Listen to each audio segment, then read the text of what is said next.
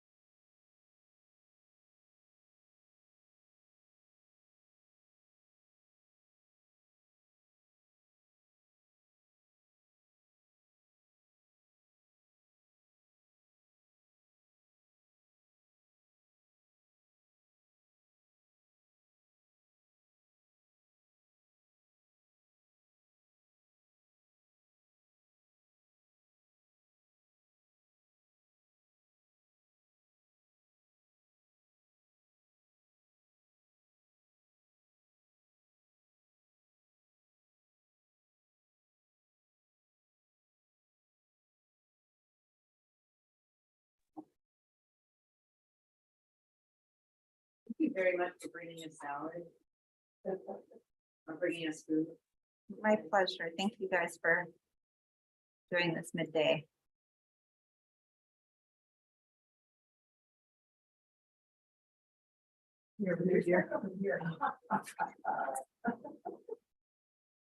We want to keep an eye on you. That's right. It's still funny to be that far down on that. I know, on the stretch. I'm just sitting in. They're gonna be over here. Whatever you like. You want to be nice to the public. Is that fine? On the lines. Yeah. Caroline, I let them know that we were. Yeah. Big popular, so yeah.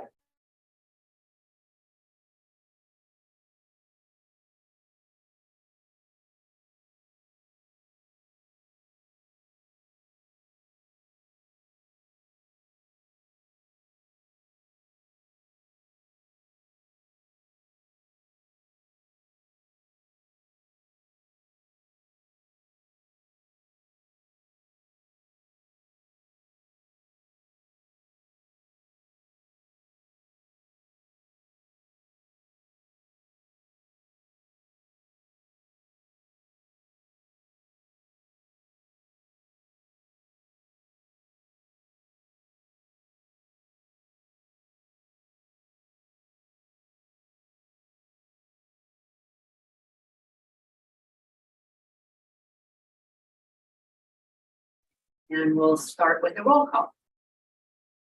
Recording started. There we go. All right, Andrew Wheeler. Here, David Burkhart. Here. Jack Nickup. That concludes the roll call. And now we'll go to the public comment period. This is the portion of the meeting where persons who wish to address the committee on any matter not on the agenda can speak at this time. For matters that are on the agenda, there'll be time to speak when they come up on the agenda. And speakers are limited to 3 minutes. Are there any members of the public who wish to speak at this time? There are none. There are none. I have a quick one.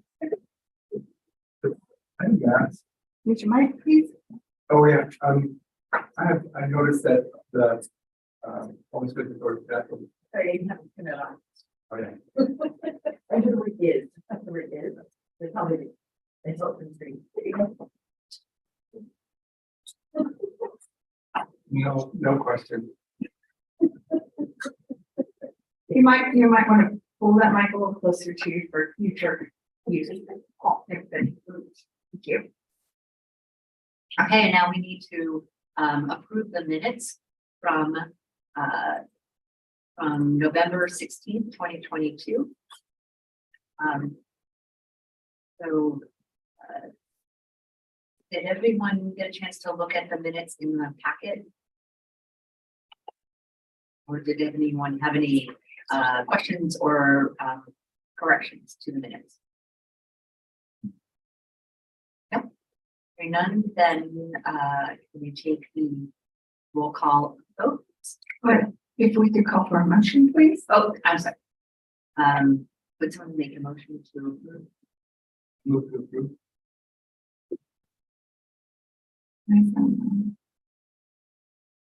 As the chair, I try to avoid being one making the motion. That's why I'm looking at you two. It's lagging, excuse me, thank you. All right, ready for roll call vote? Andrew Wheeler, Yes. David Berger, Yes. Jeff Nichols. So moving to new business.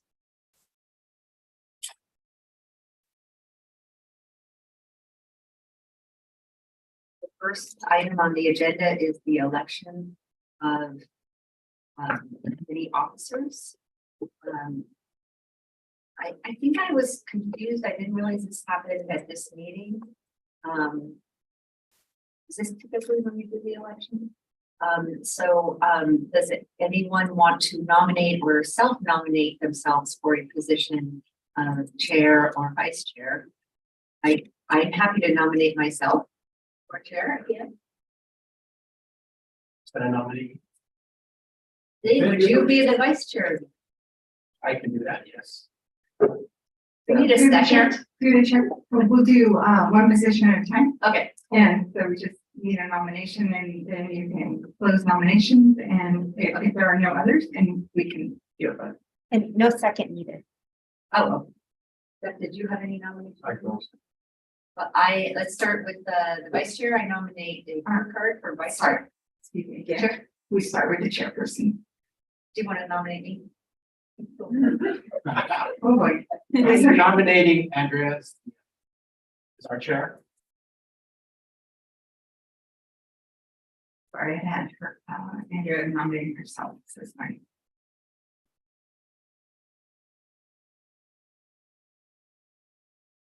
Thank you. We can take up to 3 motions to nominate. So I can nominate David as David's vice chair now? No, any other nominations for the chair? No. No more Close nominations. nomination, Those nominations? and then we'll vote. All right, I'm taking a vote. We'll take a motion and then the vote, just the steps. I move to vote for chair. Your second. Or did Thank you. Okay. Ready for a roll call vote? Andrew Wheeler, Yes. David Burkhardt, yes. Jeff Nichols. Yes. Here it is. Motion passes. And then we'll move to the nominations for vice chair. And I nominate Dave Burkhardt as vice chair. Any other nominations for vice chair? Okay, close the nominations.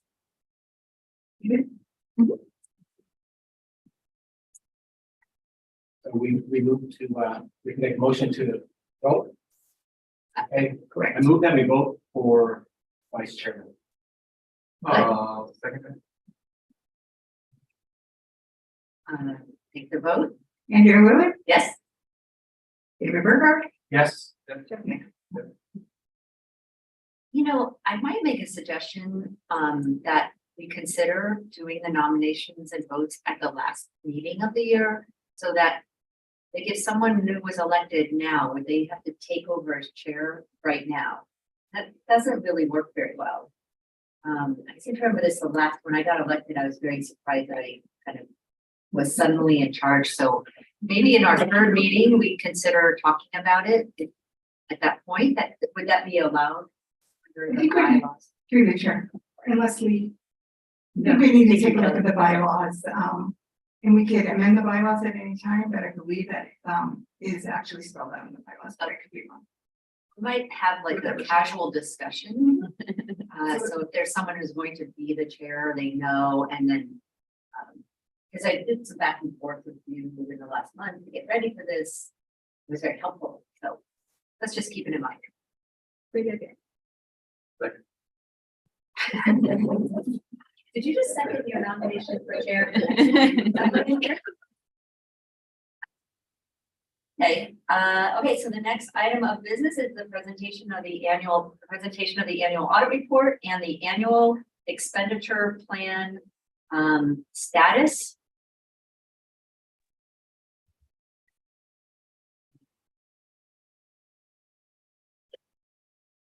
Good afternoon, committee members. My name is Justina Teen, Fiscal Services Officer. It's not picking up. Pardon me, Justina, I don't hear you through the microphone. Shall I repeat?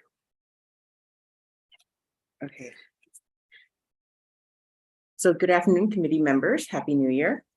Today, we're presenting the results of the authority's independent financial audit for the Measure Q and Measure T funds for fiscal year ending June 30th, 2022.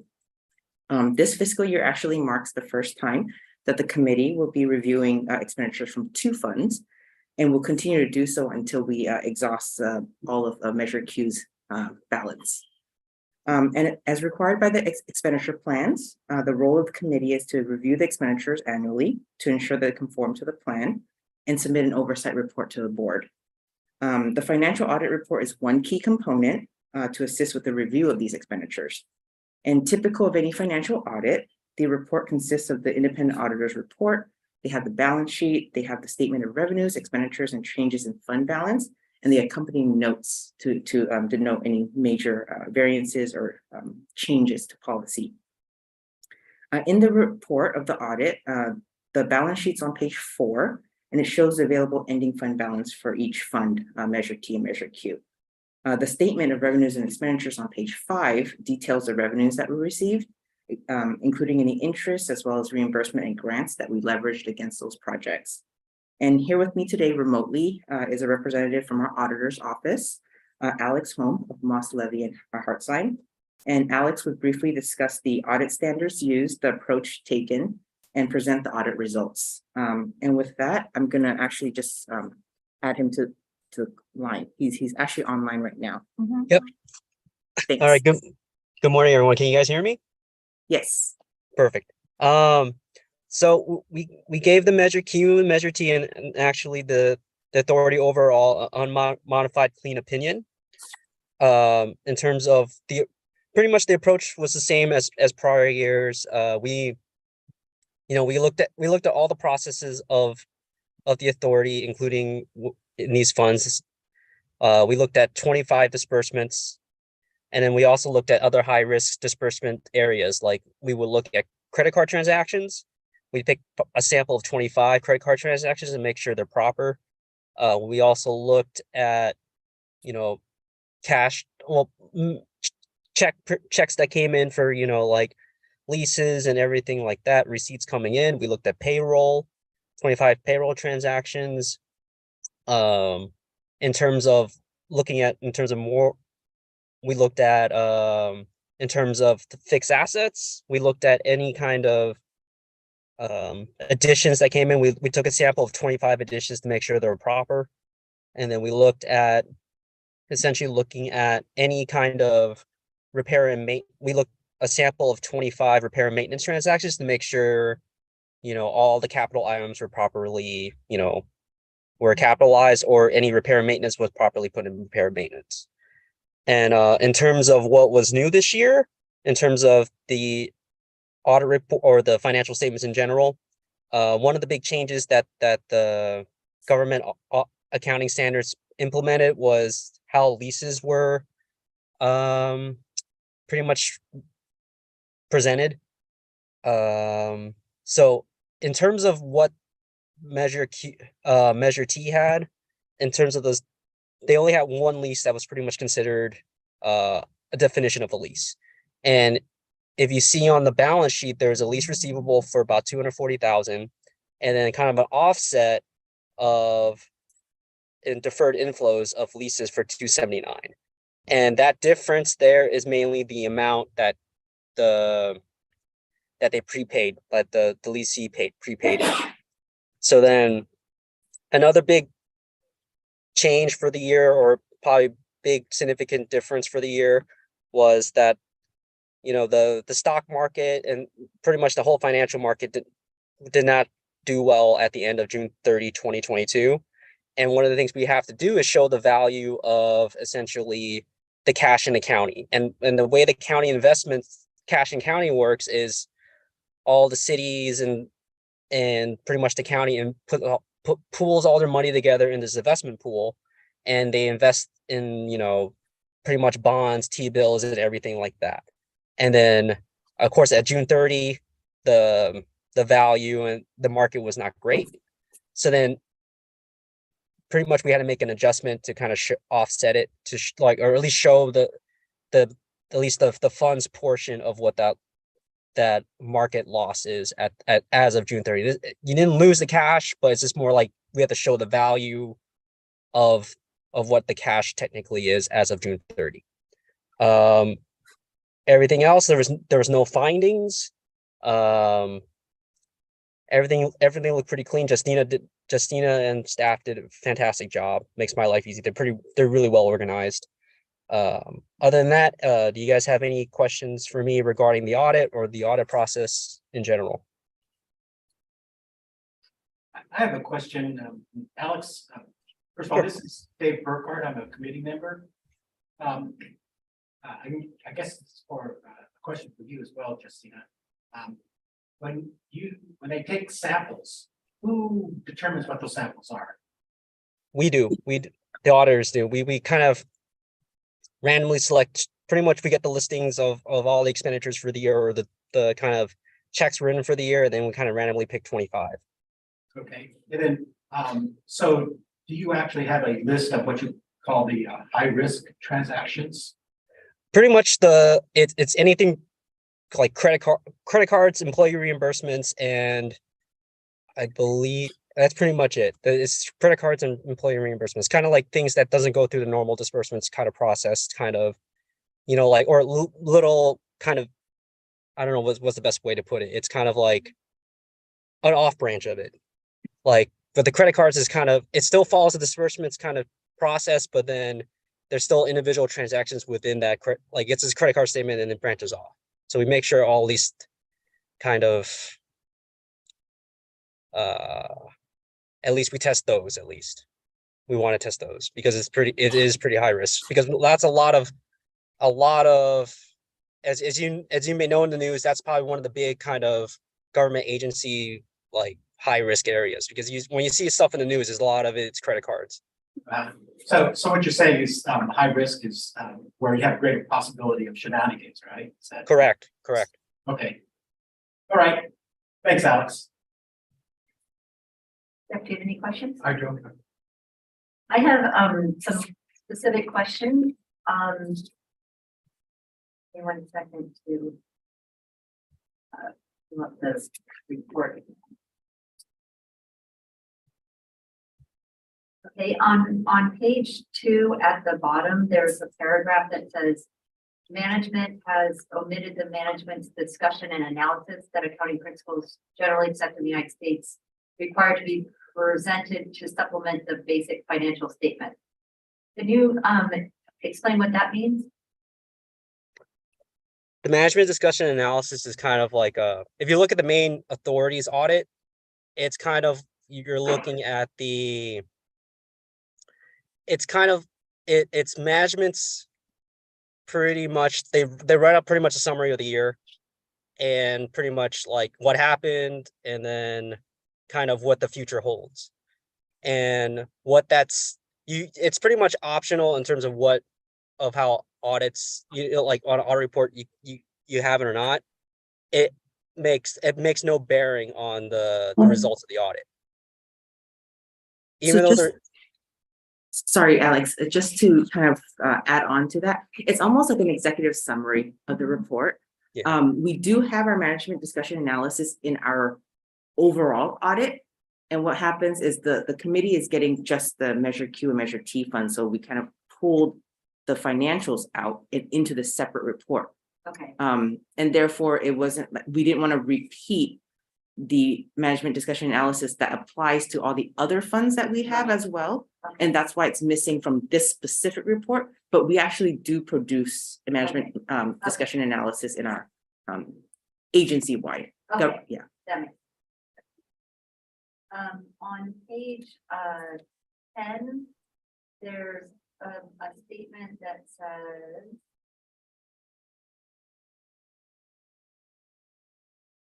On June, this is under note 3, on June 30th, all of the cash and investment in the personal tax funds were deposited in the Santa Clara County investment pool.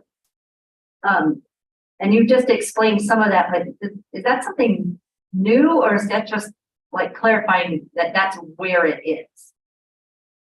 Clarifying where it is. So it's always been in that pool, it's still in the, okay.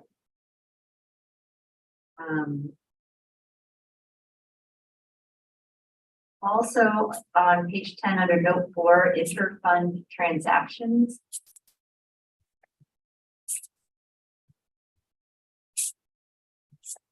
Can you just explain a little bit more in plain English what this means and the ultimate result in an asset and liability of $1.5 million?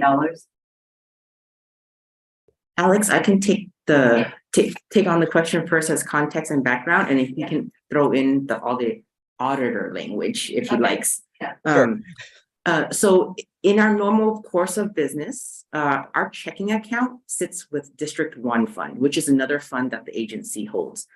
All the money flows in and out the checks we write. So when we incur an expense that's eligible for Measure T funding, it really is District 1 that pays for it first, but in terms of an actual like dollar leaving us. But it's almost as if District 1, then Measure T writes like an IOU to District 1. And that's the inter-fund transactions that it's referring to. So this whole fiscal year, this whole time Measure T is incurring expenses, but D1's the one picking up the tab. Yeah. And then at year-end fiscal year, it kind of reconcile and be like, well, this whole time Measure T now owes District 1 this much money because it's been funding it. Okay. Mhm. And then anything to supplement on that part in terms of auditor language, Alex? No, that pretty much sums it up pretty Okay. well. Okay. And then last one was on page 13, but I think this is what you were talking about. Is 13 shows an investment income loss. Yeah. And that's what you were talking about, the value of the investment account is down. Yeah. As of June 30, 2022. That's Okay. a big thing. Yeah. So next year, if it's higher than it is now, we'll see it as a positive increase. Mhm. Correct. If it's still a crooked number, then I think we have larger things to worry about. Let's talk about that. Okay. We all have both. All right, that's on my questions. Any further questions? Do we take comments from the public right now if they have any on this? There is a second part to the presentation in terms of the status report. This one's just the financial part of it. Yeah. But if there's no more questions, I will let Alex go on the line and I'll continue my presentation on the status report. I just meant if there was any questions from the public about the audit Oh, report. okay. because then we could let Alex know. Sure. So are there any questions from any members? There are none. Thank you. Great. Thank you, Alex. All right. Thank you, Alex. guys. All right. Have a good afternoon. And then I'll switch over to a PowerPoint.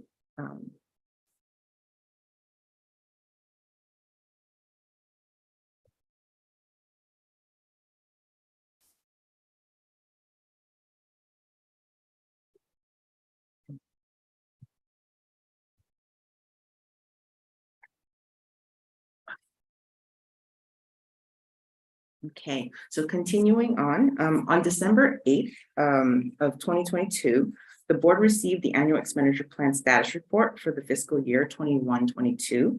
as part of the reporting requirement in the expenditure plans. We did have a slight name change. Its previous name was the annual Measure Q status report. Obviously, with this year being the first year to include Measure T, we've kind of updated the name so that encompasses both funds. And so today we're presenting a copy of the status report as a supplemental item to the committee. In addition to using the independent financial report, you would be able to use, the committee would be able to use this report to kind of aid in your review. And before we begin going over the numbers and the project statuses, we'd like to review how the report is actually laid out and some changes to the format since we are now reporting 2 funds. And so the report consists of 4 major sections. Section 1 is typically a narrative, giving it a summary of the budget and work plan process, how we develop the project, the budget and the work plan, the audit findings and the process itself, some charts to show the expenditure broken down by major expense categories. And this year you'll see that the tables will have an extra column to include Measure T data. And in section 2, typically includes the expenditure plan category charts to provide percentages of money spent for each project. It also shows a sample project details page. So that's the committee, the board, members of the public are able to follow and read, know how to read a project and how much money has been spent.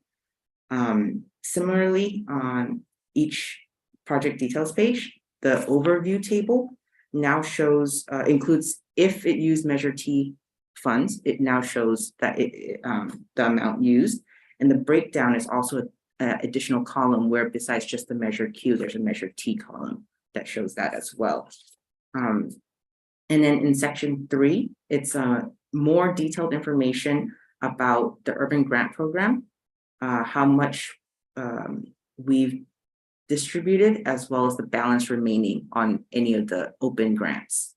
And the final section is a detailed breakdown of the committee's expenditure costs for EPOC, as well as the administrative costs. There are no allowances from Measure Q in this reporting fiscal year, since we no longer receive any collections. However, under Measure T, each year the board approves an allowance for administrative costs. And that section explains the amount that was approved, the breakdown of what was charged against that allowance that Measure T paid for. And the expenditure, Appendix A acts like an index so that committee members and members of the public can easily locate the page number of a project. If you're tracking a specific project or you're interested in a certain project and where it is, instead of leafing through all, I think, 200 pages, you can just find exactly which page that project detail is. And so just to kind of recap again, the audit numbers, the expenditures by program, in Measure T, we've spent over 7 million in projects, and that covers, either an acquisition or a capital improvement on the land. There's also conservation initiatives, and there's also any planning projects. A lot for the field operation maintenance, just maintaining our open preserves, and some community engagement projects, such as like related to volunteering, getting folks out on our preserves, connecting people in nature. We also have disbursements from our urban grant program. And of course, as I mentioned, the committee's costs and the administrative costs. And then there's also a fee that the county imposes on our revenues. They make the collections for us, and they distribute into our county pool account. But before they do that, they withhold 1% of the funds collected. So again, new column in Measure T, we spent about 3.8 million in projects. And again, Measure T is funding the Oversight Committee's costs as well as administrative costs. And because we had awarded the grants under Measure Q, it is still being funded and paid for under Measure Q. Any questions on the financial summary for now before I move on?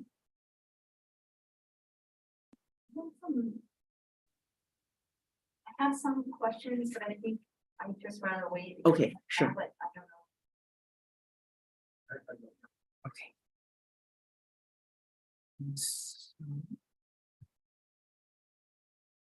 And then, as I mentioned in section 2, that's mainly about the project statuses, but the report summarizes all the active projects and they're grouped by expenditure plan categories.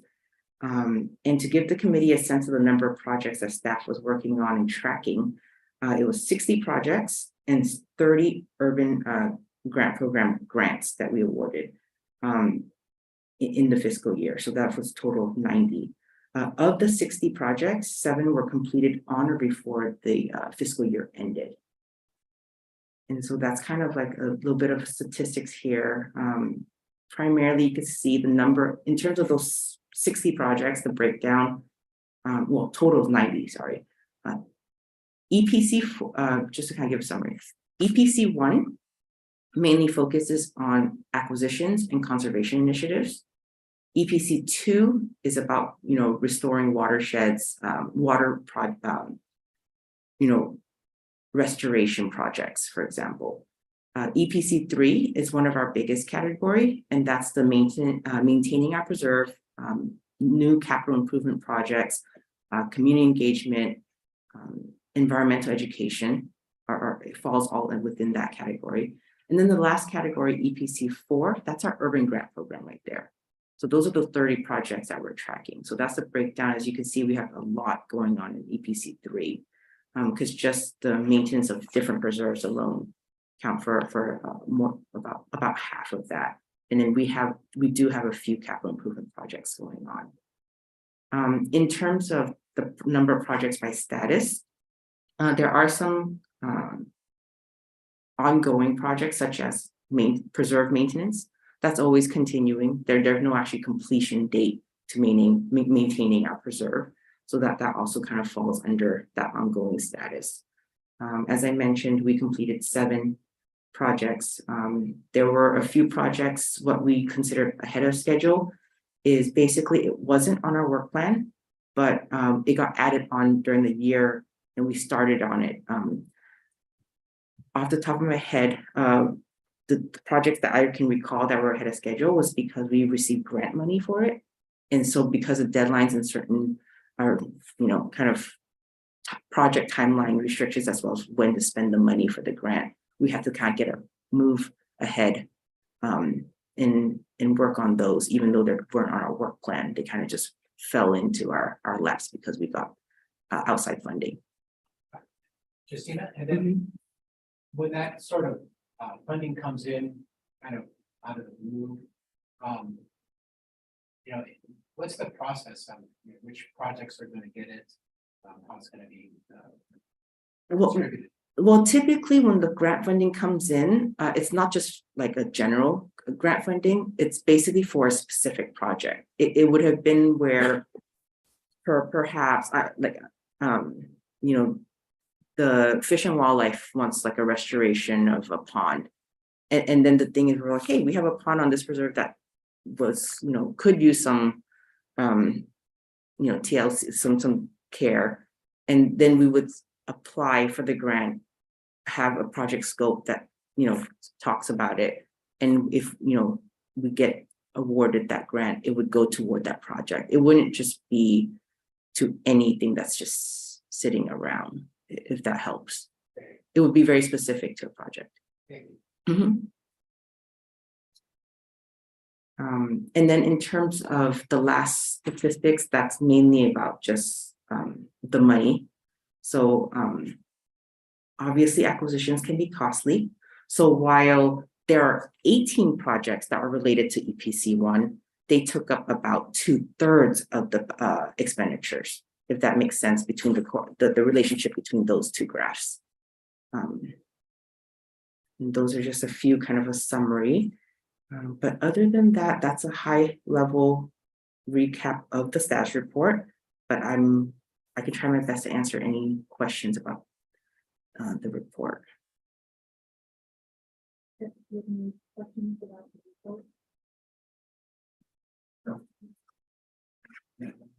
I actually have a few. Sure. Um, Your mic, Andrew. oh, sorry, I do have a few questions. Mhm. And then I'm looking at, the actual report and I have it on the pages. Mm-hmm. So, so the first, actually, this is a comment. I see that we changed the title on the front of the report. But now I think it's a little unclear because it doesn't mention the parcel taxes anymore. If someone, I'm always thinking in terms of a taxpayer comes to our site, pulls this up, they may think this is the annual expenditure plan status report for the whole authority. I think it might need to have something on the front cover somewhere that says asterisk covers the measure 2 and 2 funding.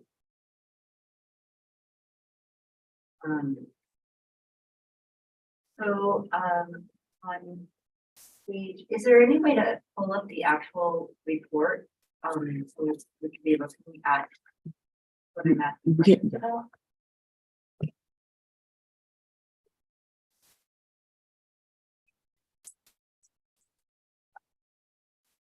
And in general, I do want to say this report is extremely readable, very well put together, very readable, very easy to comprehend. So kudos to everyone for that.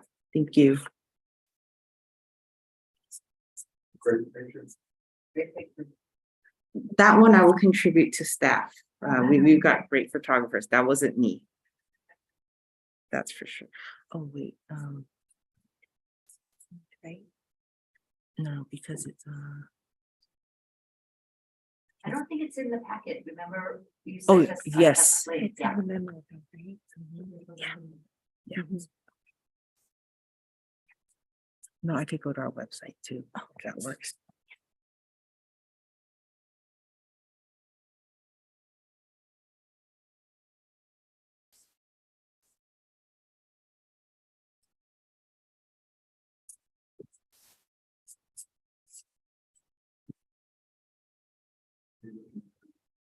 I am. They're gonna. pull it up.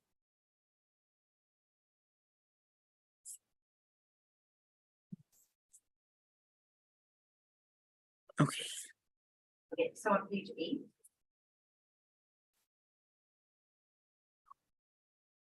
No, And Of some the these are report. actually like recommendations that, maybe we'll talk about now, but include if we want to in the final oversight committee report, in terms of a recommendation.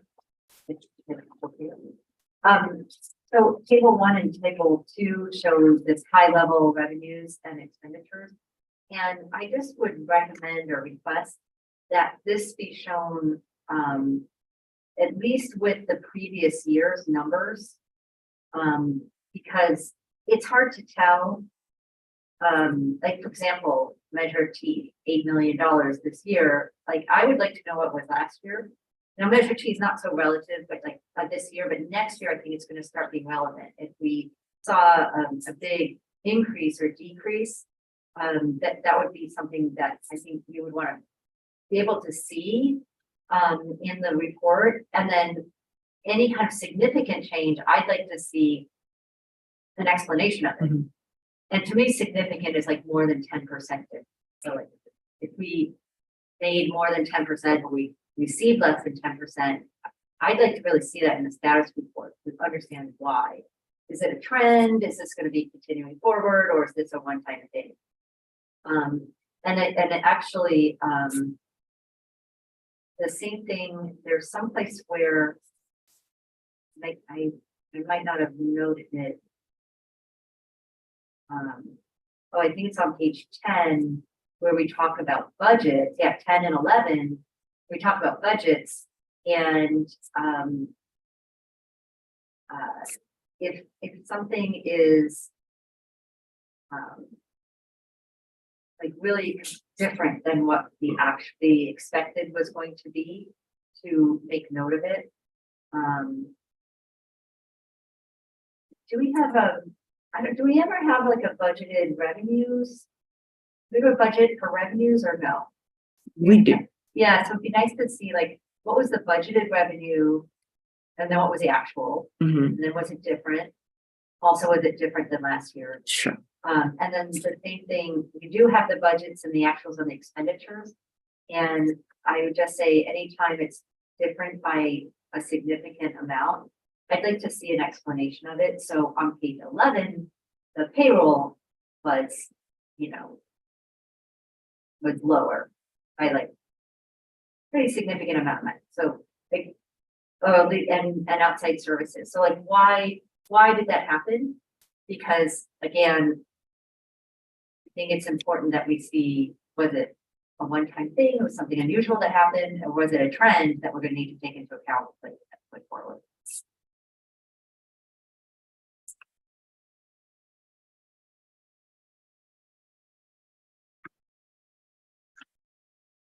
Noted. Okay, and then on page 21, and like I said, some of these are more like recommendations than like questions or concerns. This was the first time I saw this whole list, which is sort of my bad. And it kind of was like, wow, I didn't realize we owned so many different, you know, little percentages. And so, you know, I went on the website to see like, well, like, where is that talked about? Because I've been kind of around the website and I don't remember kind of reading about some of these. And I found them under our work. It's like the top of the website has preserves, our work, programs, volunteer, public information, and about us. And so I kept looking under preserves. I kept like, well, I don't see it in here. I don't see this list anywhere. And then I went to our work and then under land protection. And then there was this whole list and a description of them. And this is a suggestion, and it's about like transparency. Because what I really think is important is, and I think as an oversight, part of what we need to make sure is things are transparent to taxpayers. And like, also, I think it's important, and I know Dave feels the same way, that we let taxpayers know everything we're doing. So they know like, wow, they really are doing a lot with this money that we're paying them. And we have a lot of these little preserves. And I'd like to see it highlighted more on the website. So like, this isn't really a Justina thing. And this is a more general thing of, like, maybe right next to preserves is another drop down that just says protected lands. And in there it has this explanation of all these protected lands. So like someone coming to the website will just be like, oh, we have these preserves, but we also have all these other things and which ones are going to be maybe open to the public someday, or well, we're doing this to provide, to protect, some of them are to protect the watersheds or by habitats. Like actually the explanations are great, but I given that I've been on this committee now for 2.5 years, and this was the first time I found it, it tells me it's like pretty hard to find. And so that's just the suggestion I would make. Yeah, nothing to do with the report. And Andrea, good point here. When the curious go to the website and they see the 4 preserves, and they say it's how they're doing, and that seems to be implied, but it isn't necessarily so. And it would be cool to have maybe a map showing where some of these places are, little points, and also a list of projects where there may not be a certain point where that's happening. It might be, for instance, grants to the urban grants and such. I think it would behoove the authority to say, we're a lot more than just these 4 parcels of land, and we're doing greater service. I guess this is kind of a PR marketing thing, but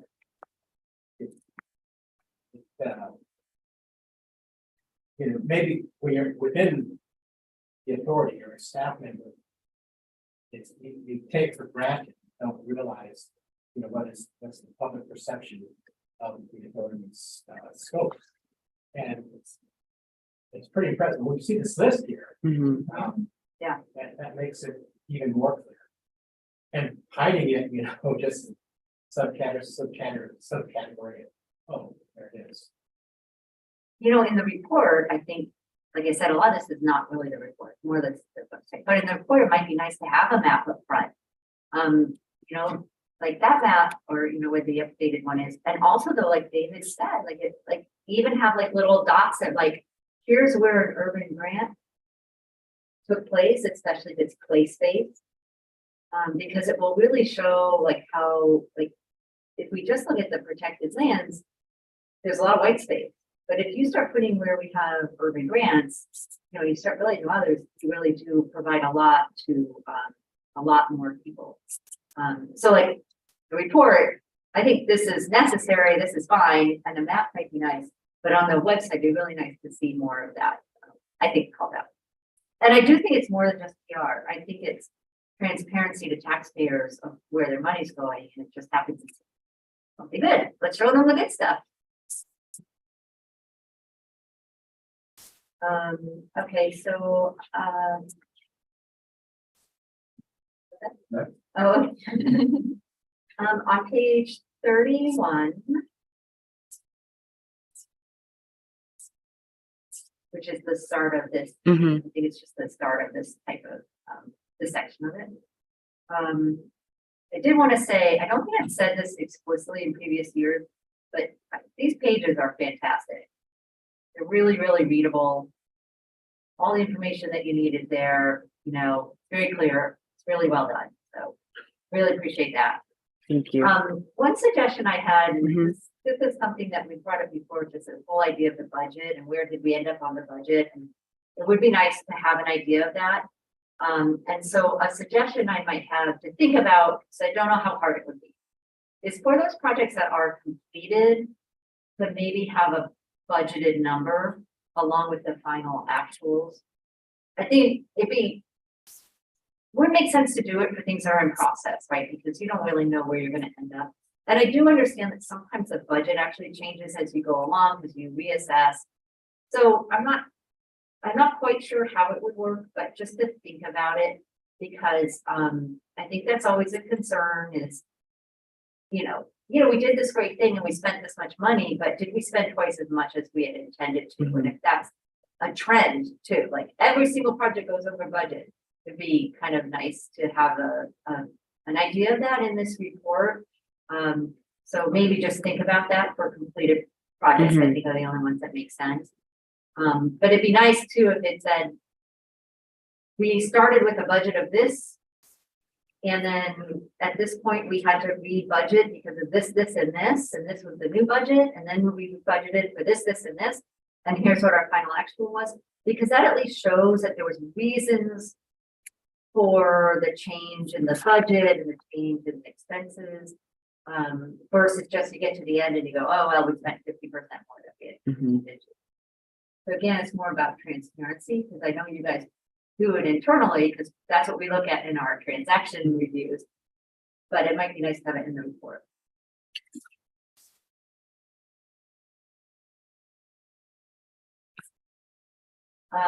Okay, so I have a question on page 105. Getting toward the end.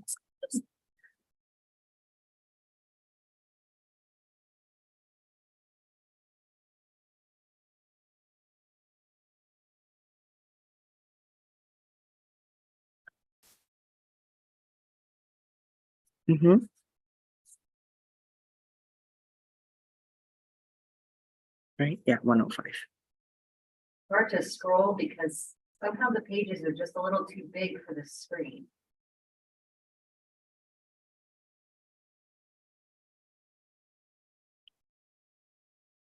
Oh yeah, okay, in the very first paragraph, it says the expenditure plan oversight committee costs cannot exceed 1/10 of 1% of the parcel tax gross revenue. And then you give the amount that was spent, but you need to tell us what 1/10 of 1% of the parcel tax gross revenues was. Sure. Otherwise, I don't know if you spent too much or not. Looks like it's right on the line. But I think you need to at least tell us. Sure. I mean, like, oh yeah, it was supposed to be 8,003 and they spent 8,004. But anyway. That number's back. I know. I used to be in project. But just for, you know, sweetness, you should tell them what it should be. Yeah, exactly. And I had one last, I think, little question.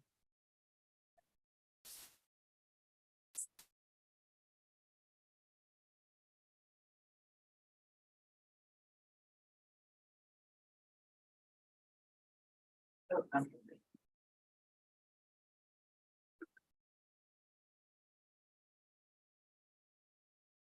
No, I'm sorry. That was all my questions. Okay, Thank you thank very you. Any other questions or comments from the committee? Just minutes go presenting. Oh, I'm sorry. Oh, for this item, I am done. Thank Okay. you. I'm still and- here because there's another one. Okay, so this is there any public comment on the status report? I see them. So at this point, this is when we vote to receive it, or do we have something else we could do? No vote needed. No This, vote. No vote. it's an information item. Okay, great. Okay, great, thanks. Okay, so the next item. Now up to the annual expenditure plan oversight report.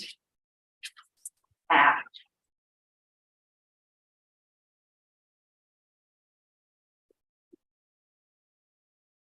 Hey, so then following that summary, now we're gonna get into the nitty gritty. As mentioned, the total expenditure spent between the two funds, Measure Q and Measure T, totaled $12,230,103.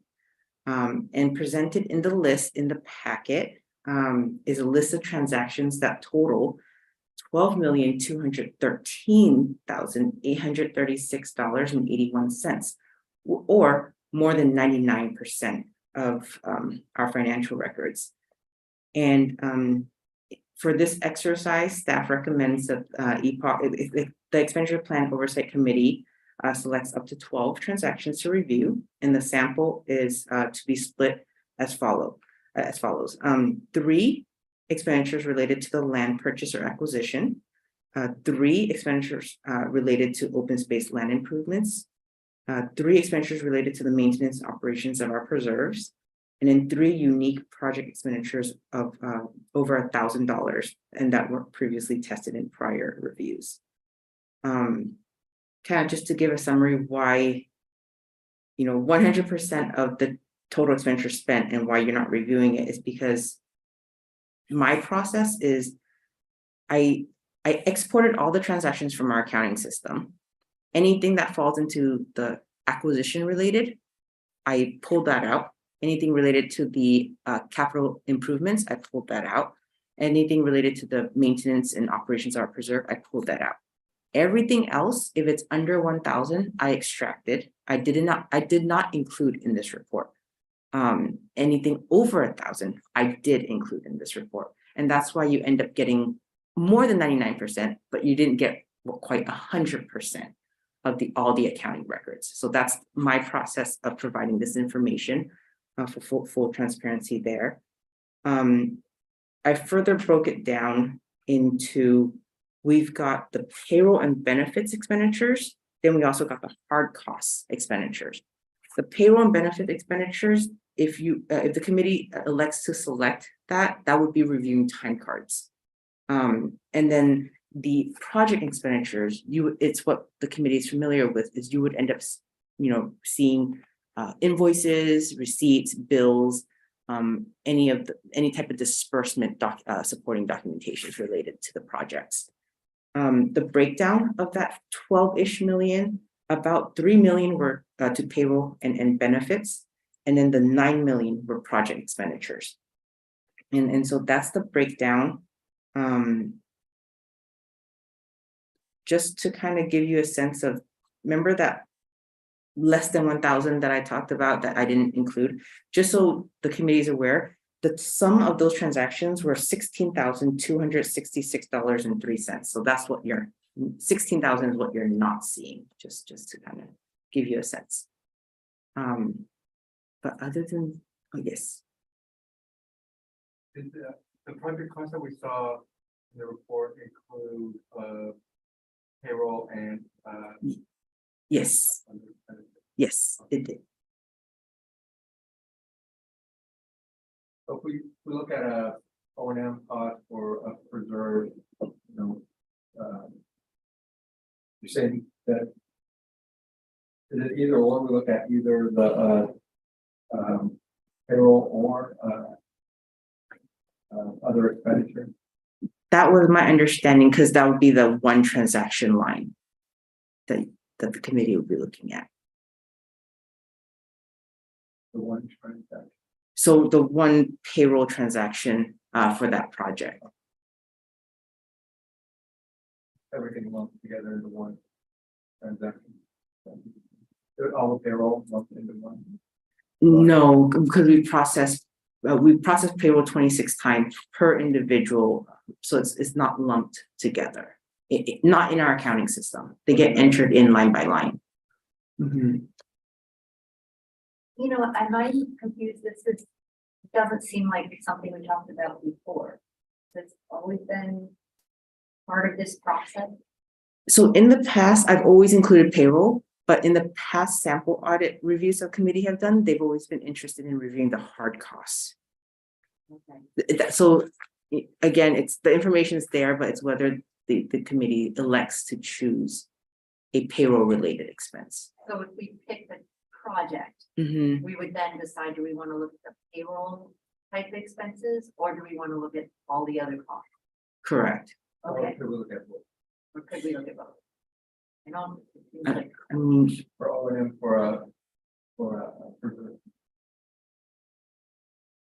Lee, I would open that up for you interpretation in terms of this, when we've put together the process for this review.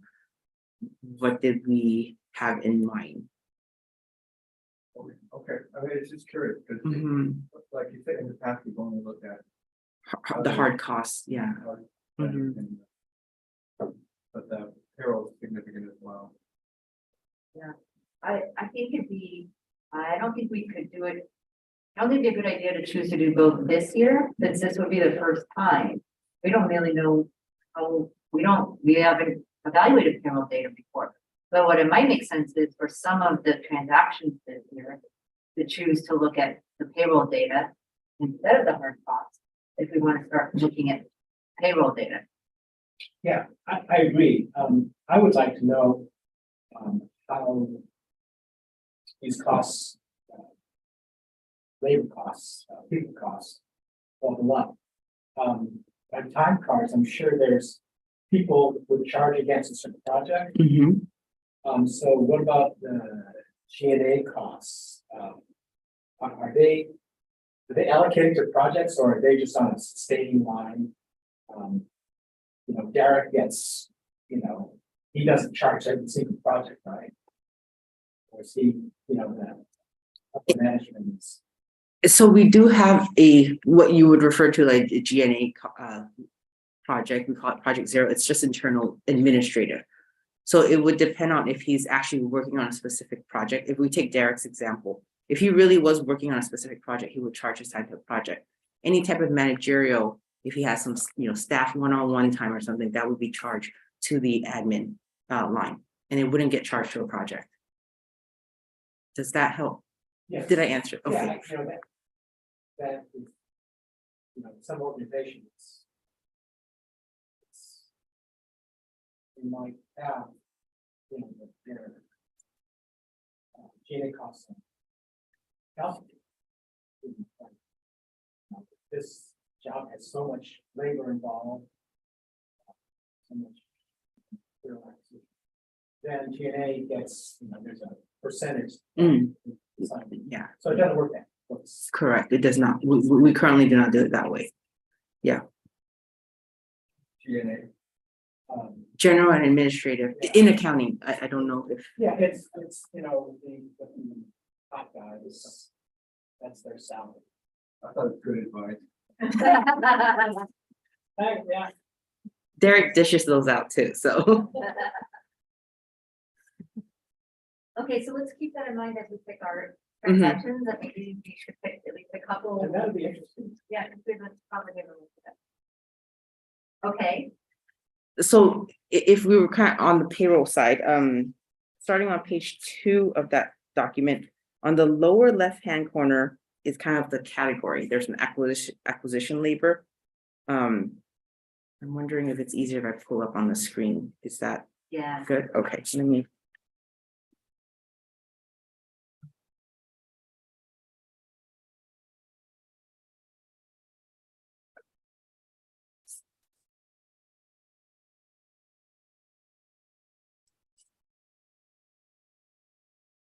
So I'll start off for this example. So I did sort it by project. So let's say project 19, which is our priority acquisitions line that we track. These would be the staff personnel who charge time to this project ID. And then from there, there's also like, well, of how much was paid for by measure Q versus how much was paid for by measure T in terms of dollars. And then if we went to look at this, we would get the time card, so we would see like, what would we be looking at then for this? So what would we see?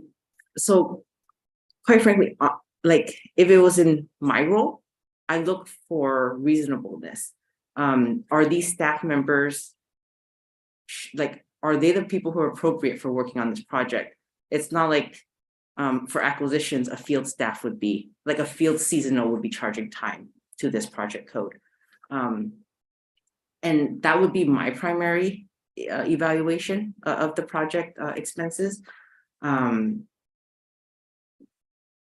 Is there Okay. some kind of budget that we'd be comparing it to? Like we know, No, Megan, that Megan should only have spent this many hours and she spent that many hours. We wouldn't have any.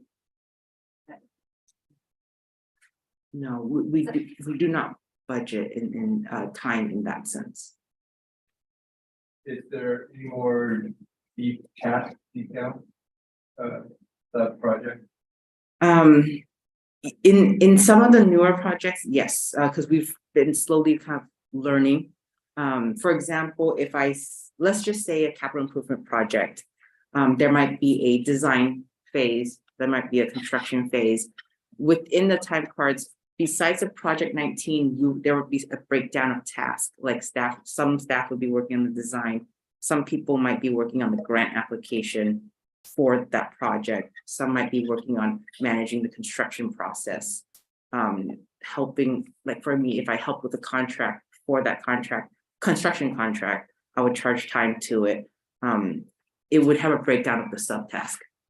Is that the plan going forward? Will all projects work that way with this more detailed approach? Because if that's true, we should pick one that's current. You know, not waste our time looking at one that's done the old way. We should be looking at one that's done the new way. Yes, we've been doing this for about 2.5 to 3 years now, where the newer projects in the 200 to 300 numbers are actually, they have appropriate subtasks according to the scope of the project. So would we be looking at this information presented at this point? And is there a way that, you know, for someone who's in the say they look at these people and say, oh yeah, he's a technician, he's, you know, grants. Is there, do you have a labor category that's associated with all the employees? So, you know, we would see that you know, a field technician would not be involved in grant acquisition. Something. So we don't restrict employees to a specific project. I'm trying to see if I understand the question. So you For example, P19, you're saying that if no seasonal should be working on it, is there a way to like restrict them or check? No, it is, I mean, if you saw their name pop up, you would say, that's. Correct. I mean, there could be an explanation why, you know, Yes. someone worked the weekend with copy machines, so. He was a volunteer, she was a volunteer. All you're asking is when we get this information to review and we see the name Lucas Shellhammer, we don't know, we would know who what Lucas Shellhammer's role is. Mhm. And then we would see what they did, Mhm. and that would be part of our checking to say, do those make sense? Yeah, And if it doesn't, yeah, is that what you're asking? right, and, so, yeah, so that's, you know, with that and an org chart, you could definitely, Yes, you can look at cross-reference. a labor category, there's something, or title. Yes, title, yes, we can cross-reference a roster. That's. Here's the thing. This is gonna need its own checklist. It's gonna be a completely Yeah, different thing right. than what we do. I think Right. what we should do is pick at least one. And maybe a few, and then we'll probably kind of figure out, well, this is the kind of thing we need to look at, and this is what information we need.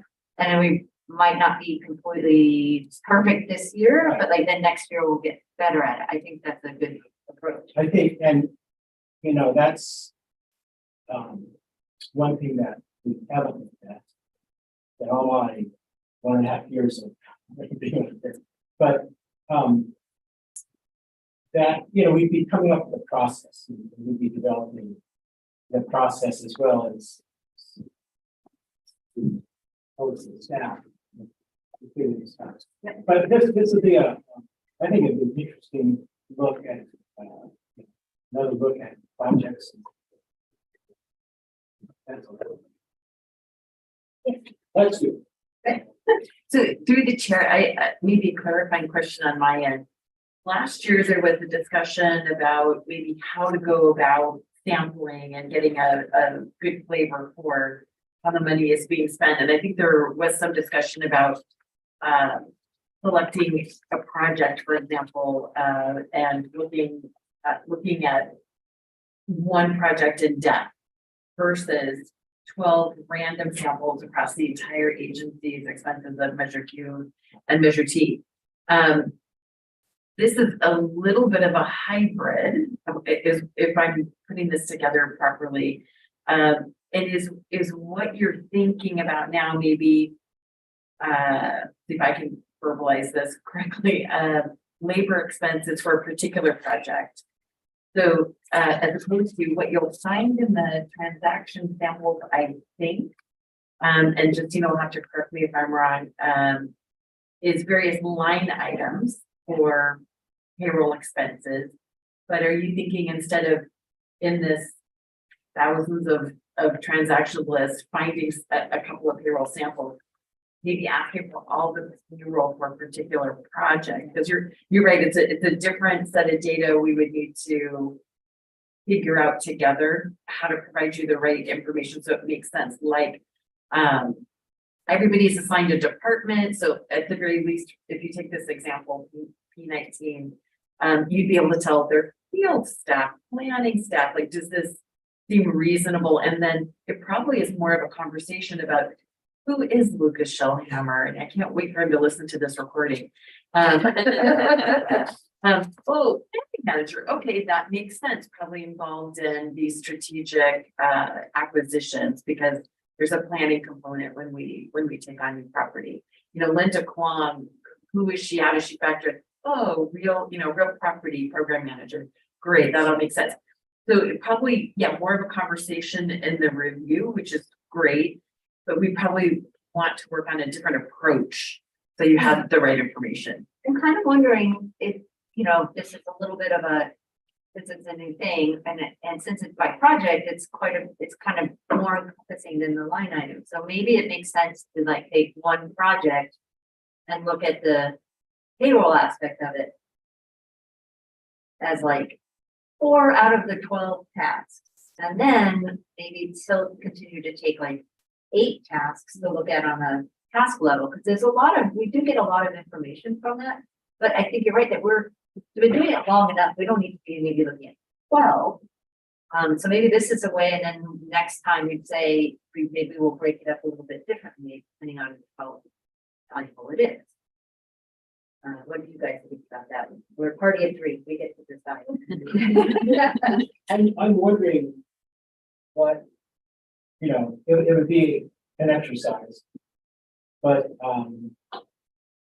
I'm just thinking, what would be an example of a finding? Something that would be something that's really out of whack, and, you know, I can't see where, you know, someone has been charged into a particular, let's say, expired task or something for months and months and months. I'm sure there's some internal controls going on, like a manager going like, what the heck is this charge? But I think that's what we're here to find out. If we went through this and we said, you know what, they've got it all done, we don't really need to check this payroll stuff, then we don't do it. But if we find out, you know, here's some weird things, or maybe it just needs to be documented, you know, we've pulled up a lot of documentation issues in the past. Like, you're doing it right, but maybe you need to document it clearly. I have to be really honest with you. I am thinking you should be the one who does this. Because you have the most, Second. even though it's totally open-ended, but like, you seem like the person who should take the first pass at it and come back and see what, and here's a couple of things I've been thinking about this, because there's only 3 of us. You know, in the past, we would take like teams of, we used to do teams of 2, and each team had how many tasks? I think last year was 4, because we had 3 teams, I think, last year. I think it just varied based on how many committee members were available. Well, I had kind of a thought, is that maybe the 2 of us who are left take either 2 or 3 or 4 tasks to do the usual review ourselves. And because I can do it before, like now that I'm used to it, I can do it. I don't know, but we could take as many as we can take, because we're shorthanded. What we do, we do. And then maybe you work on this project. And then in the past, the teams would communicate with each other offline before we came back. And I would say maybe the 3 of us come back together as a group. Somewhere down the line, I kind of look at what you do, you look at what I do. We both look at what Dave does. That project. Right, if I may. Okay, right. I don't want to waste a lot of time here, because usually we work things out. So, So how many people can communicate? 1. Okay. if we do 2, then we've got a quorum. So, but it doesn't matter. We're just gonna have to do our work separately and come back here and discuss it, which means we might have a little more. You know, when we get together, we kind of clear some things out sometimes and don't have to bring it up in this meeting, but we just might have to bring it up in this meeting and we'll be like, oh yeah, that's not an issue, that's not a problem. So I think we're gonna probably see a longer meeting next time than the usual. Because And Madam Chair, if I may, there is, later in the meeting, you have 1 application. yes, So depending on timeline, of course, of when folks are appointed, I understand another application is being submitted today. but I don't think we should expect them to be involved in this at all. Very good. I just wanted to throw that up because it does No. change your numbers. However, once they're appointed, then the body grows, and so the quorum number changes. So Okay. even if they don't participate, and again, timing, we'll have to look at the timing and all that, but keep that in the back of our heads for what kind of flexibility you might have to Okay, stir up and, you know, and at least compare results. yeah, because if we get to 4, the quorum is 3, correct? And so 2 of us could get, yeah. Okay, well, let's just keep that in mind, okay, but we can't count this. Does that sound like a plan? Yeah, I think it's consistent with our overall mission of providing as much work for Justina. No, I think we can find more work. You want to find more work? No. Actually, it should be less, because we just do 1 project for the payroll. It seems like that might be a little bit more controllable. So the first question is, we should pick a project to look at payroll issues. And David, do you have any preference of maybe we can narrow it down? Do you think of any certain type of project that makes the most sense? Acquisition, capital improvements? I would say a capital improvement, Sure.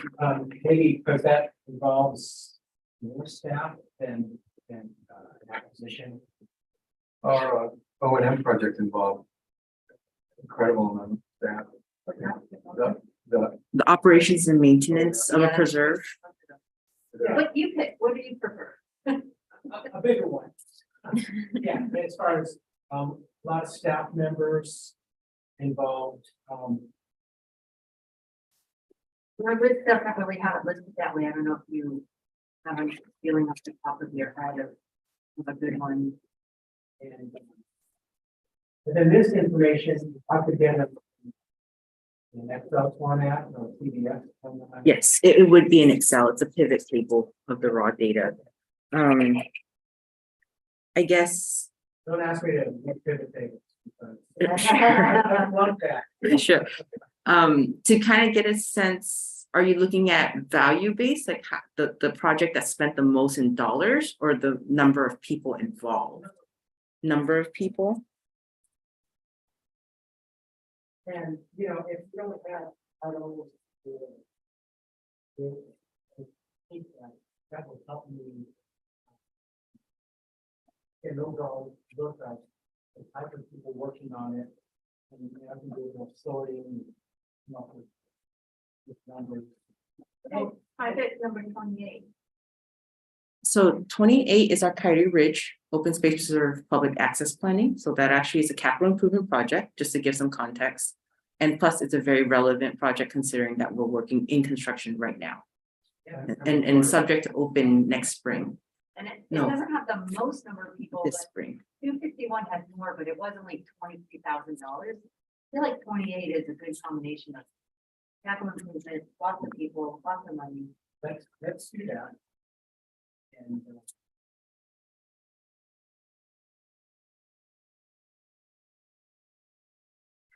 Yeah, I think. And- We'll tackle that. And see what, maybe actually, take the process. Yes, please. Going on. The information, some trends may pop out. Not sure. Is there, Can they contact people within the authority if he has questions as he's working on it? So just so that I understand, are you wanting to deviate from the 12? Yes, I think the 12. I think what we're gonna do is six enough. Like maybe 8, okay, 12. And we'll really, we'll go 4, we do that. Okay, so, staff is gonna need to help think that through too, as to what's Yeah. available, what we can provide. Yeah, we'll have to talk about what information you need from staff. It might be easier if it goes through like just Dina, to arrange rather than having to reach out directly. Yeah. The folks, it might be hard to catch, especially given the projects are, a lot of time out in the field, I so. in no way want to Coordinate that. take people away from what, yeah. Sure. I don't want to bother this in because I get nothing else to do. And, to be so grateful. I would like, the baseline plan for the associated jobs that we pick.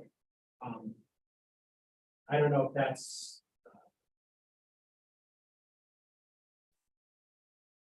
how proprietary that is, but just the, there must be some sort of project plan for that also indicates who's going to be involved, not necessarily who, but what kind of people are going to be involved. So, Yes, I don't know what I'm talking about. yes. Okay, thank you. Yes, our project request form that we fill out, we have team members on, or again, it's an estimate, as in like when they're proposing the project. So I mean, it's not gonna be as detailed of like exactly who's gonna work on it, but like they're gonna need planners, they're gonna need fields, there might be like a preliminary kind of. things change. Mhm. It's interesting to see what's budgeted. Okay. So P28, and I can get you, I can get you the titles too. It's actually in, I can cross-reference and edit the table. I can do that. I can look at the org chart. Right? Yeah. If that saves you, However, some folks have Or- moved on, so you won't find them on the org chart. Yeah, so I can add, Yeah. I'll put in their position. Mhm. Okay, and then shall we move on to the remaining 8 transactions? Yeah, so first to clarify, I'm willing to do 4. If you want to do 3 or just, no. you don't do 4. Well, I'll do 3 and you do 5. So we'll take 2 from each of these categories. And I always hate this part. Like we just kind of go through and pick, right? Correct. So it starts on page 22, is any acquisition related costs? You know, this is hard because I'm the only one with a copy of it in front of me now. Oh, sorry, and it's not page 22, it's But you can do it online. Okay. So just if you see any other interested in, just shout it out. Because I don't think it doesn't. I think we've concluded after all this time and time doesn't matter.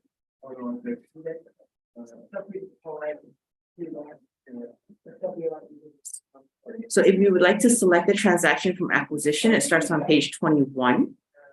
Yes. And it's, I sorted the data from highest value to lowest, Yeah, thank you so Mhm. much. in I'm case, gonna pick the one, I know which one I want. I want line 52, $20.80. sorry. hold on, No, I'm kidding. I'm Oh, kidding. okay. No, that's the lowest, at least. I'm quite literal, you can't do.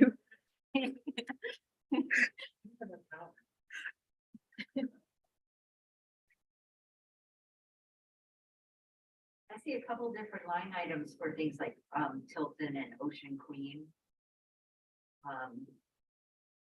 Are they different aspects of the acquisition? Yes, so, you know, again, I'm not the real property program manager, but from what I've learned from her, part of an acquisition, you've got to do your due diligence. You've got to perhaps do a site assessment. You might have to do some surveys, an appraisal to kind of get the feel of the value. And then, of course, at closing, not only is the fee title, but you've got escrow fees, for example. You've got some taxes, perhaps, that you would have to pay. So that is why scattered throughout this table, you would see in several instances of Tilton, because those are the components of what an acquisition would be involved in. I think only the first page is really worth looking at. After the first page, it drops down to hardly any money. And I'm just gonna say, I would like to do line. I'm gonna say line.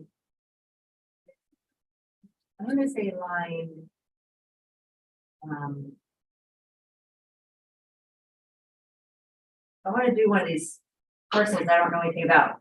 One of them is Ocean Queen. So I'll take line. I want to take line 7.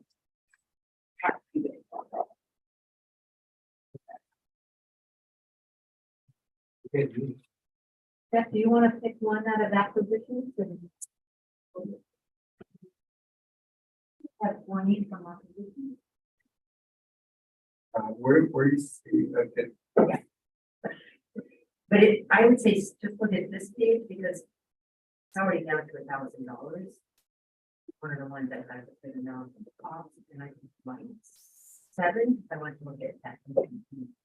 I don't like that. let's go with Tilton, right? Which one?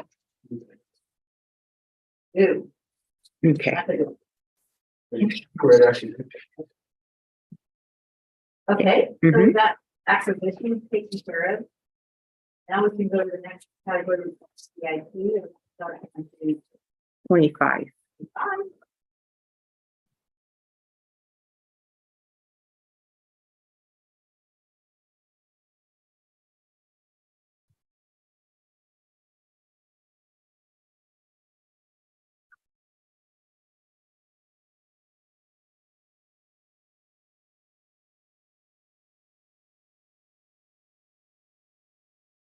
I'm gonna take line 3, which is the Diablo footnote boundary fence rebuild. Mhm.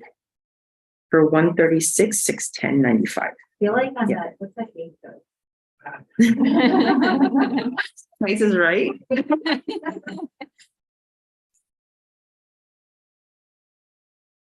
There's 10, 11, 14, 15.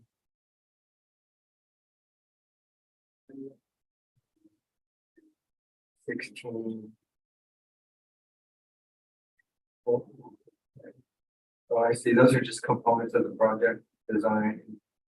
Construction oversight.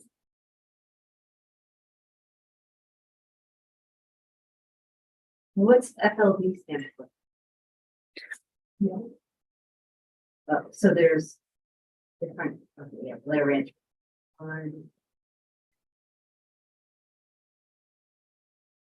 What is 10 and 11? They look exactly the same.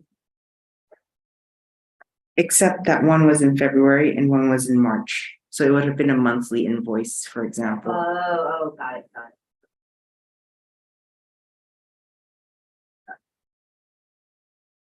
So. Take 10, I guess. Okay. For 11,778.75. Who's winning so far? Okay, the next category. I know you did. And then for operations and maintenance, those costs start on page 34. Okay.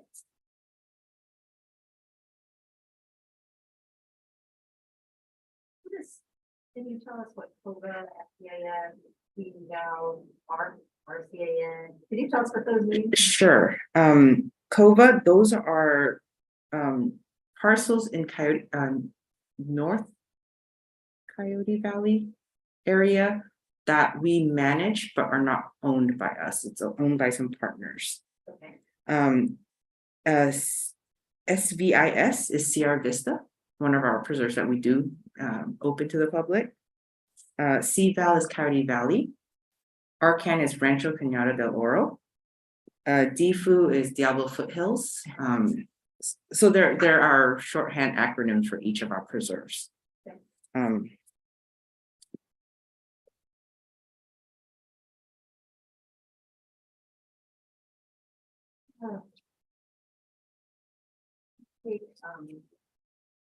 I'll take Sierra Vista for 11,000. Line three. Okay. What is?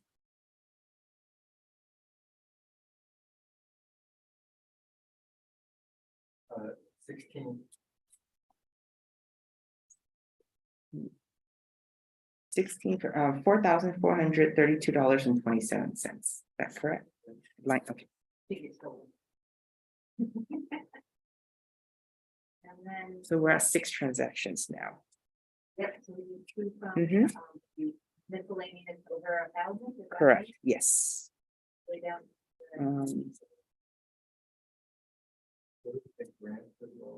Oh, That falls under the miscellaneous because it's not the other 3 categories. So any disbursements over 1,000 grants were captured in that category. so this is the last category. Thank you. That starts on page what? Actually, it's either my printout is missing it. Yeah, my printout is missing. Can I just, through the chair, remind you to please pull your microphones close? I want to capture Sorry. Everything that's said. Yes. Thank you. It looks like it starts on page 154. Okay, So for example, there's a. And two.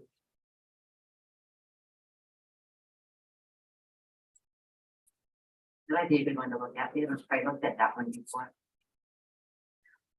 historically, well, not for this fiscal year. Oh, this But- is the county. Yes, Oh, just historically, the committee has taken a look at these types of expenses before. You're right.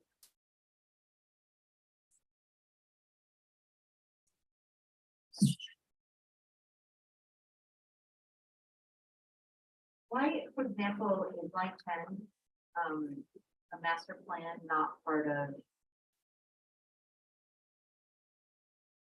It's not part of, I don't know, For example, the capital improvement, yeah, yeah. Or acquisition. I have to admit, I categorize these. And because there's no actual construction being done at the moment, I didn't quite put it into the capital. Okay. The capital improvement projects. And this is also trade balance.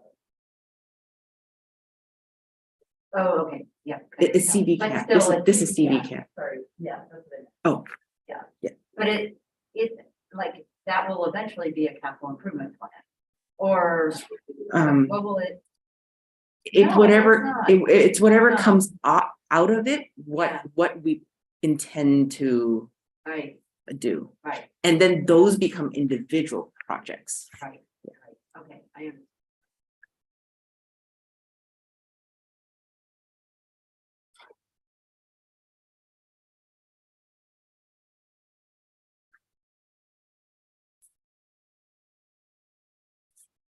So for example, line 5, it says K Area Ridge Trail. Are there specific projects under that it was funding? Oh, sorry. So for line 5, that one's actually a grant. So any project ID that starts with a G is actually the Urban Grant Program grants. I guess what I meant is, did we give them money? There's some requirements around this, right? They're doing something specific with that money, right? Yes. Yeah. Oh, I saw 3, I saw the number 3. But this is reimbursement 3, is that what that is? Correct. It's probably the third disbursement that Yeah. they requested.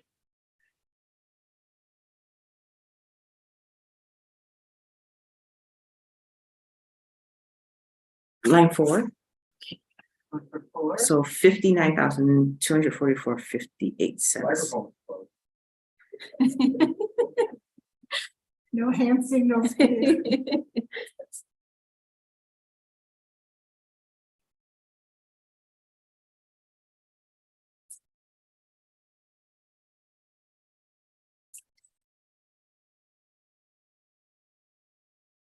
I think I will take line 12. So another grant Yeah. for $18,035.07.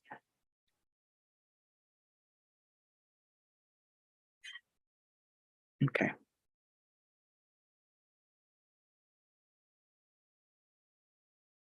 And that concludes our 8 transactions.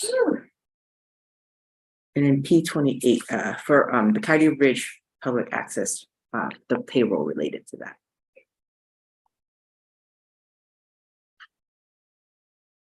So just, we've been talking a little bit in the past. Our next meeting has usually been relatively quick after this. But I think it's mostly driven by Susan's tax season. And since we don't have that, I'm recommending that we put our next meeting out a little bit. That gives you more time to prep, us more time to get it done. And we have a new process. And we have a new process, so that will take a little pressure off of us all. Okay.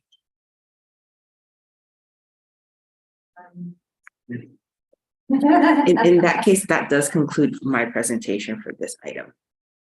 Great. Thank Do you. we have to take public comment on there any public, member of the public who wishes to speak on this item? I'll give that, there's one member that was present and, I do not see any hands raised. Great. Thank you very much, Justine. That was Thank you. fun. Okay. So the next item on the agenda is to appoint members to the Oversight Report Committee. This is the committee that writes the report at the end of this process. Correct. Okay, sorry. Yeah, so through the chair, correct. This item was going to be the opportunity for the EPOC members to discuss and appoint members to work on the draft oversight report. However, given the new status with Susan resigning and us only having 3 members at the moment, it would now be my recommendation to maybe push this out to the February meeting, Okay. when we might potentially have more members, Mhm. and then we'll be able to actually assign more than one person to work on the report. Because of the quorum. Correct. Okay, that sounds great. Great, thank you. Okay.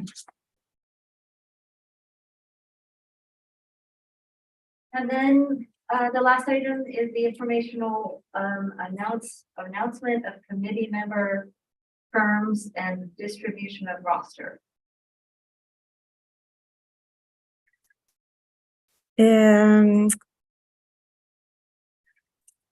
Hello again, this is Caroline, Deputy Clerk of the Board. And this item is an opportunity for the EPOC to discuss the current active membership and review the upcoming term expirations that are currently displayed on the screen and in your memo. We had a new development with Susan officially resigning yesterday. So now we have a committee of 3. And 2 of you have term expirations at the end of this calendar year. And so what that means is during that time period, we would give you the opportunity to ask for a continuation of your and do a new term, a new 4-year term. Members per our bylaws say you can continue serving. There is no term expiration. Do we send any kind of thank you to a committee member that? Okay. We do. We have a little, we have a protocol for thanking our retiring members for their public service. Okay. Mhm. This item is informational, so that's all. Okay. So we're through the new business, and now there are informational reports. General manager staff. I'll jump in. Thank you, Madam Chair. And I'm sorry that Lisa just departed. I wanted to introduce you to her. Elisa D'Angelo, our staff accountant, just left, but Justina, I don't know if you're her right hand, left hand person. Yeah, exactly. All of this fabulous data and these beautiful reports, it's Justina and Elisa. 2 people produce all of this. And I know Justina does the lion's share of the production and all that, but I know Elisa supports her quite well through this process. So I wanted to introduce you to Elisa today as well.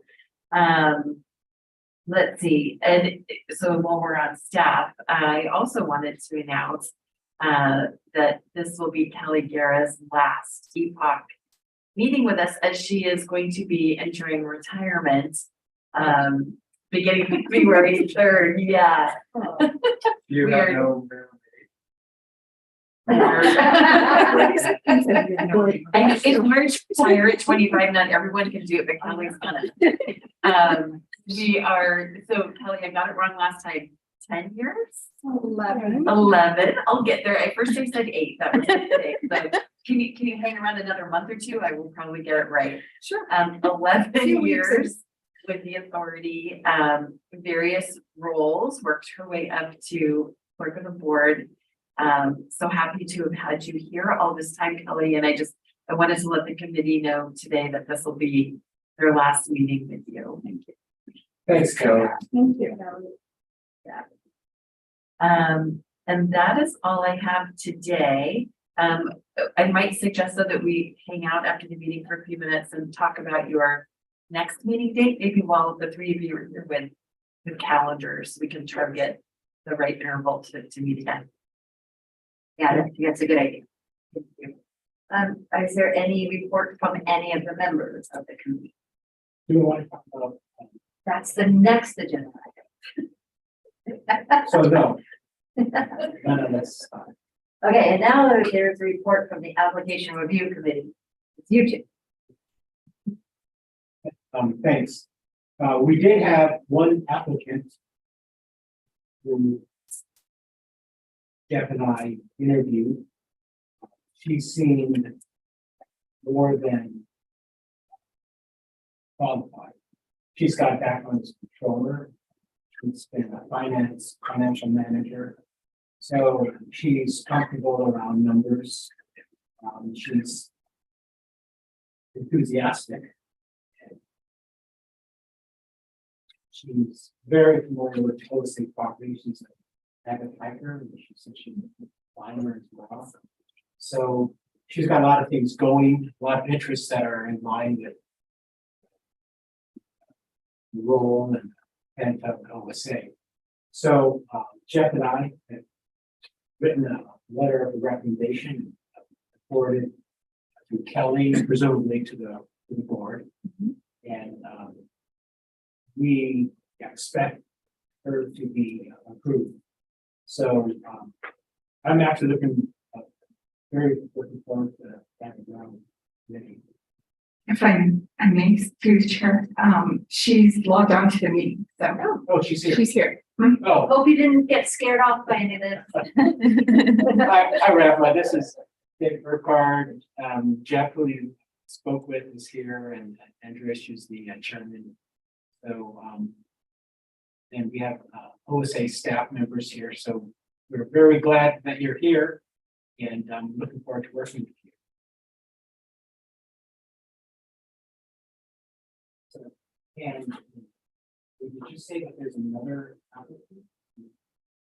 I received an email earlier this morning saying that someone was going to be filling one. In fact, actually, what she said was that she sent it in. But as we're in this meeting, we haven't checked. So I anticipate that you'll have another application very soon. Very good. Yeah. And what's the next step for Hoffman? What's the next step? Right, so on recommendation of the committee, with the recommendation that we've received, I will agendize this for the board, and I believe we've penciled that in for January 26th. And then assuming that she is appointed that evening, she's effective immediately for membership. So your body number goes back up to 4. And that will change things for you. And then depending on when we set your February meeting, which we'd be happy to, maybe we pick a couple of dates today, we'll send them to Rahma, so she can check her calendar and make sure she's available. Yeah, because it'd be nice to know if she is available, like this was worked for us as a day meeting. I know for me, I have certain days I can do day meetings. Otherwise evening meetings, so it'd be nice to, we don't have to pick a final date. Maybe some feedback from her. Okay. Right. Great, thank you. Thank you. That's it. I believe that's the end of the agenda. Correct. So I will adjourn the meeting. Right? You seem surprised. So soon? 12:44. Thank you very much, everyone. Thank you all.